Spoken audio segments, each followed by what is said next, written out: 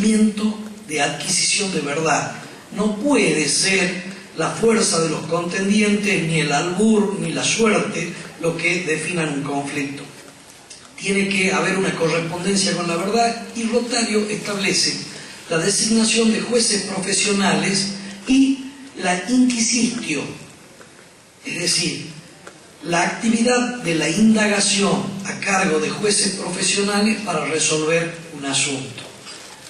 Luego lo sucede en el año 717 Liutproando, otro rey longobardo, que directamente deja la ordalía y establece ya este procedimiento de la encuesta, de la inquisitio, de la indagación de la verdad. ¿Y qué es el juez? El juez es alguien que investiga los hechos, entrevista, toma declaraciones y llega a una determinación de verdad. Los voy a colocar en el siglo XIII. En el siglo XIII pasan cosas importantísimas. Una de las cosas importantísimas es un decreto papal de Inocencio III. Inocencio III seguramente estaba disconforme del modo en que los tribunales canónicos resolvían los asuntos de derecho canónico, y establece que el procedimiento en el derecho canónico sea escrito. De Inocencio III debemos esa frase de que lo que no está en el expediente no está en el mundo, que usamos todavía hoy en los países que tienen proceso escrito. A él le debemos esto: lo que no está en el expediente no está en el mundo. Pero ¿cuál era el propósito del registro escrito? El propósito era el control vertical de lo que los tribunales canónicos inferiores establecían. Lo que se quería era no establecer un derecho de apelación para que los sometidos a un proceso canónico pudieran hacer reexaminar la decisión, sino para que la jerarquía canónica pudiera examinar el modo en que se comportaban los tribunales canónicos. Poco tiempo pasó para que el procedimiento escrito y los jueces profesionales fueran la constante y el rasgo distintivo del proceso y de la jurisdicción en gran parte de Occidente. A 8 siglos de aquello, los jueces profesionales y el proceso escrito son la realidad verificable en una cantidad de países. Pero mientras esto ocurría en la Roma de 1215, fíjense lo que pasaba en Inglaterra. En Inglaterra, un grupo de nobles le arrancaba a Juan sin tierra, la Carta Magna de las Libertades. Y esta Carta Magna de las Libertades, en un capítulo 29, establecía un modo totalmente distinto de llevar adelante los procesos, mediante lo que fue la formulación embrionaria del jurado. Se establecía allí, en el capítulo 29 de esta Carta Magna, que no podía haber sentencia sin una acusación previa, que frente a esta acusación había un derecho de defensa, y empieza a organizarse una vieja institución que ya existía, pero que a partir de 1215 cada vez se consolida más en el derecho anglosajón, que es la institución del jurado. Nombre que corresponde a 12 testigos que juraban. ¿Y qué juraban los 12 testigos que integraban el jurado?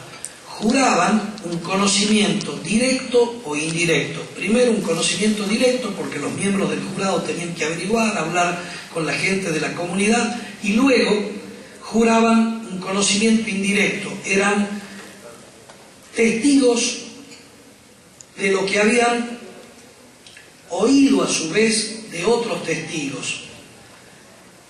Y estos legitimaban su decisión ya no en el conocimiento directo, sino en que eran representación del pueblo. Fíjense cómo de esta manera se empiezan a dividir dos legitimaciones diferentes para la decisión judicial. La decisión judicial de un juez profesional se legitima como acto de razón, Se legitima por la motivación que tiene la decisión. Los fundamentos son los que sostienen la decisión. Mientras que la decisión del jurado no se legitima por los fundamentos, sino se legitima porque quienes conforman este jurado representan al pueblo. En un caso se trata de un acto de razón, en otro caso se trata de un acto político, de soberanía política. ¿Cómo vamos a discutir lo que un jurado ha dicho si el jurado habla en nombre del pueblo? El pueblo no se equivoca y la decisión es irrevisable. También el procedimiento dificulta la revisión, porque el procedimiento es oral, a diferencia del escrito, que tiene un sistema de registro inalterable y que permite que instancias superiores en el futuro puedan revisar lo actuado por las instancias inferiores. Estos dos sucesos del año 1200 marcan, creo, en parte, marcan y explican los dos grandes aparatos jurídicos y de procedimiento que hoy subsisten en el mundo, el civil law o el common law. ¿Y qué pasa también en esa época y con el mismo Inocencio III? El mismo Inocencio III le prohíbe a los sacerdotes bendecir las armas y los objetos empleados en las ordalías. Y como no se puede hacer ordalía sin objetos o armas que hayan sido previamente bendecidas, cae condena moral, empieza a descalificarse esta práctica, la que no muere allí, va hasta el siglo XV y XVI en algunos casos, pero que entra en una grave declinación. Hay un autor español, Benegele, que es muy conocido por el profesor José Julio Fernández Rodríguez, también lo conoce mucho el profesor Hernán Alejandro Olano García. Benegele grafica esto con el sistema hidráulico del derecho. Asimila el derecho con un sistema hidráulico de distribución de agua. ¿Qué hace el juez? Abre el grifo. Abre el grifo cuando necesita derecho, sale por la canilla, por el grifo, algún dispositivo jurídico y lo aplica al caso. ¿Cuál es su función? Aplicar derecho infraconstitucional. Y los hechos son una realidad ontológica que le viene dada al juez. El juez se siente absolutamente ajeno a esa realidad ontológica. Cree que los hechos son una realidad tangible, tienen una entidad en sí y que él no tiene nada que ver con eso. La única cuestión por la que debe preocuparse es por apreciarlo. ¿Y cómo los aprecia? Y quizás el arma más importante en la apreciación de los hechos es la intuición. ¿Por qué digo eso? Y porque nadie le enseñó nada sobre cómo apreciar los hechos en la universidad. Entonces, cuando empezamos a ser juez, y la intuición, el sentido común, la forma natural en que suceden las cosas, la experiencia práctica son las herramientas. Y luego esta herramienta se completa con el paso de los años con ya una experiencia judicial. Como hemos visto tantos hechos, pensamos que adquirimos una experticia por el hecho de que ya vimos demasiados hechos. El problema de la verdad no es un problema para la jurisdicción, pareciera que no es un problema para la jurisdicción, que es un problema para la filosofía del derecho o para los epistemólogos. A ver, los que están con la teoría del conocimiento son esa gente que se ocupa de los problemas del conocimiento, de la verdad, y para nosotros las cosas tan claras porque con este bagaje de conocimientos intuitivos, experienciales, máximas culturales, con esto nos resulta todo fácil. Lo que no sabemos es que no somos ajenos a los hechos no tienen una realidad en sí, o mejor dicho, los hechos en el proceso tienen una realidad, pero que quedó en la historia la realidad.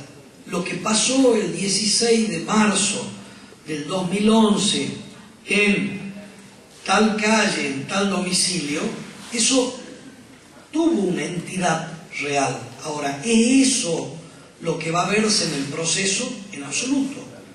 Esos hechos no van a ser captados por el proceso. Lo que va a ingresar al proceso es un enunciado, es una afirmación de lo que pasó allá el 16 de marzo en tal calle. Lo que ingresa al proceso es una narración sobre el hecho, es un enunciado que atribuye a alguien algo.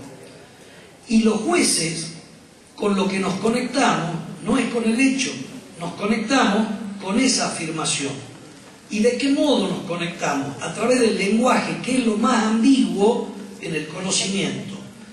El lenguaje es un aparato simbólico de intermediación entre el hombre y la realidad. Es ambiguo, es absolutamente ambiguo. Si yo digo cosa acá, ustedes van a entender algo totalmente distinto que lo que entendería la gente frente a la misma palabra afuera de este salón.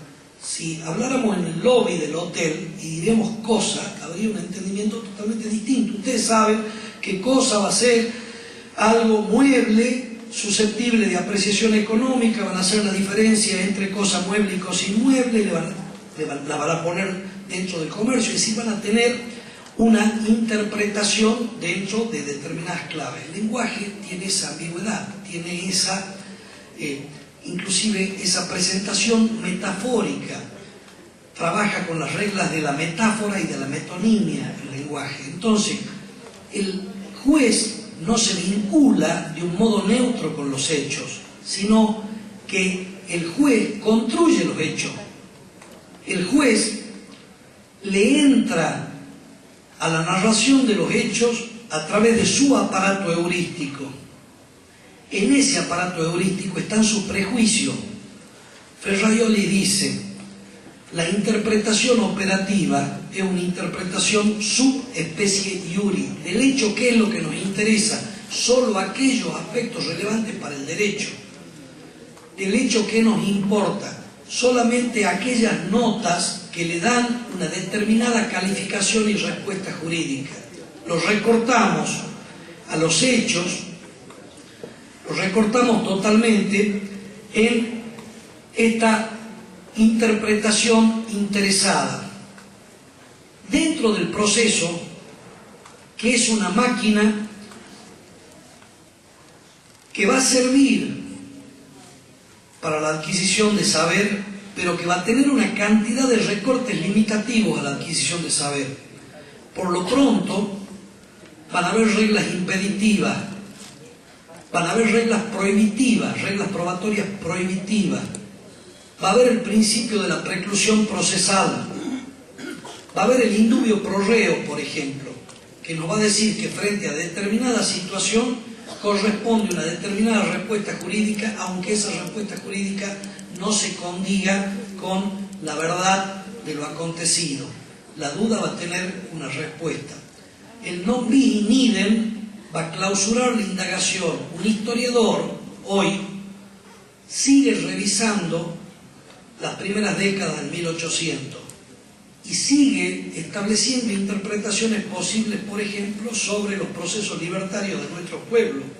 El juez va a trabajar en un ámbito recortado, con algunas exclusiones de conocimiento. Va a haber cosas que van a ser incaptables, porque jurídicamente van a estar vedadas, y los relatos van a ser, muchas veces, si no la mayoría de las veces, relatos interesados.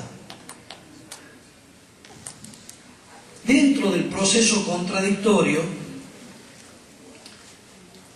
cuando el juez toma la posición del tercero imparcial, cuando deja de ser parte de un modelo autodefensivo y deja de ser el gran protagonista en la prueba, este juez neutral, que se sitúa como órgano suprapartes, se enfrenta con dos relatos, con dos narraciones de los hechos. Estas narraciones son dos narraciones interesadas. Es como la figura de un mosaico en donde hay muchísimas piezas y un dibujo que las organiza. El nudo argumental del relato es el que le da una interpretación y un valor relativo a cada uno de los sucesos. Si nosotros escuchamos un alegato en un homicidio, un alegato del fiscal, y escuchamos el alegato de la defensa, van a trabajar ambas narraciones sobre los mismos hechos, pero le van a dar a esos mismos hechos un valor diferente, una interpretación diferente, y esas piezas van a encajar conformando un dibujo narrativo diferente. El gran tema hoy en Iberoamérica y sobre todo en América y en América Latina es cuál es la finalidad del proceso en el proceso público. El proceso ¿tiene por finalidad la adquisición de saberes o tiene otras finalidades? Yo diría, gran parte del proceso hoy día tiene una finalidad totalmente divorciada del saber. Hoy hablaron del proceso contradictorio en Perú. Por ejemplo, los acuerdos reparatorios, la admisión de culpabilidad anticipada, el juicio abreviado, son herramientas en donde la finalidad principal no hace foco sobre la verdad de lo acontecido, sino sobre la solución del conflicto. En un proceso de mediación penal no importa tanto la verdad, en tanto la solución sea una solución de consenso que resuelva el conflicto.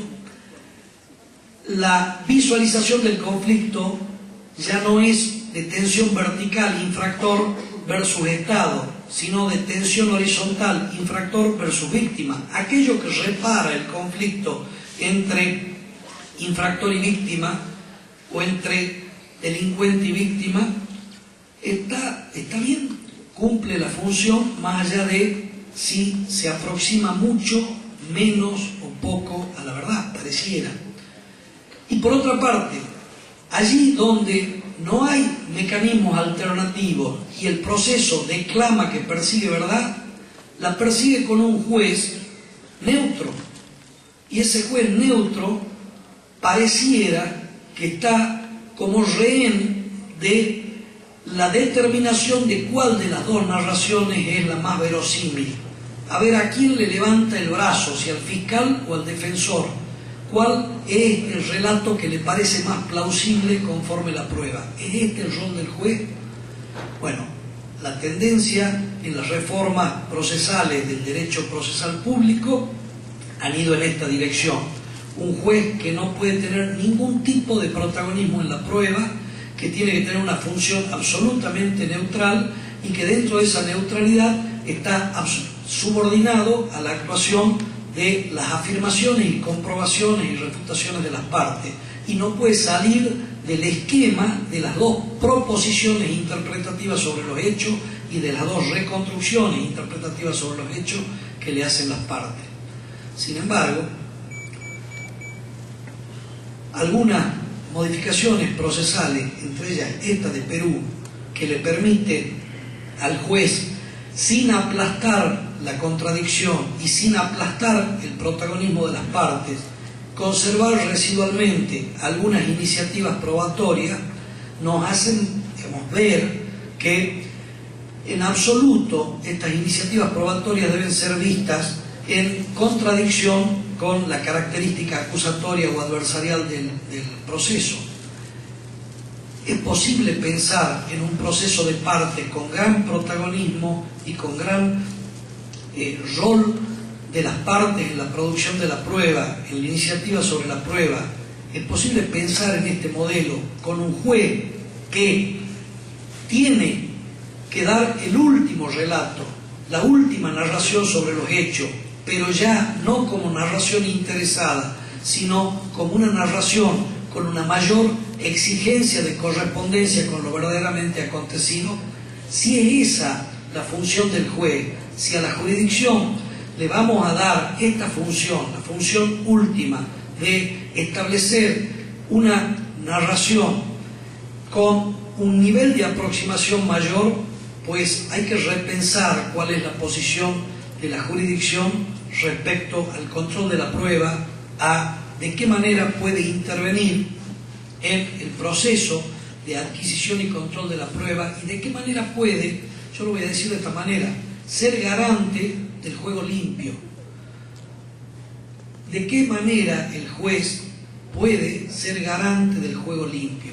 Garante del juego limpio en el aseguramiento de la defensa efectiva, garante del juego limpio en la objetividad del fiscal, que aunque tenga una posición parcial, entregue y ponga en el tablero del proceso los elementos de descargo.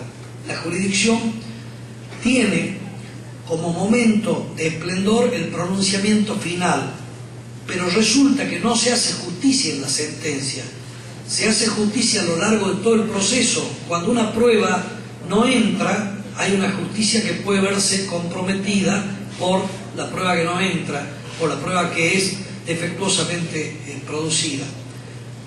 La realización de la justicia se garantiza o se desgarantiza en cada uno de los actos procesales.